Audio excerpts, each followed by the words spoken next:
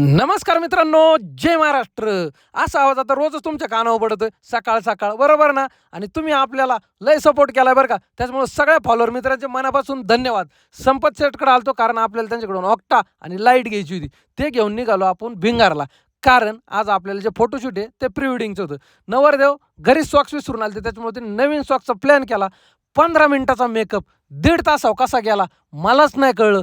1.5 तासानंतर नवरी रेडी होऊन यायची आम्ही वाट बघत होतो, कारण आपल्याला 30 किलोमीटर लांब जाऊन फोटोशूट करायचं होतं हो.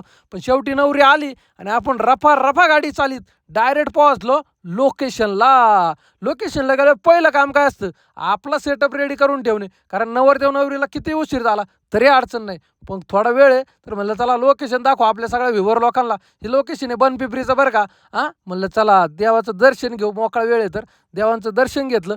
तोपर्यंत कपल रेडी झालं. आपलं ट्रॅडिशनल ड्रेसवरचं सगळं फोटोशूट आता कंप्लीट झालं. आपल्याला पुढल्या लोकेशनसाठी निघायचं होतं नगरला, पण रस्त्यात पाऊस लागला. म्हणलं आता फायनल लोकेशनला पाऊस आहे का काय माहीत नाही, पण तिथं पोहोचलो तर अख्खं ऊन पडलं होतं लख्ख एकदम. म्हणलं विषय खाल्लाच झाला. आणि ते होतं सायबन. आज एकही फोटोग्राफर इकडं काही गर्दीच नव्हती, त्याच्यामुळे सगळे डास आमच्याच वाटेला आलते. मग कपलने इतका रिस्पॉन्स दिला आपल्याला आणि इतकं 2-3 ड्रेसवर छान कपल शूट झालं आणि आजचा दिवस एकच नंबर गेला. धन्यवाद मित्रांनो.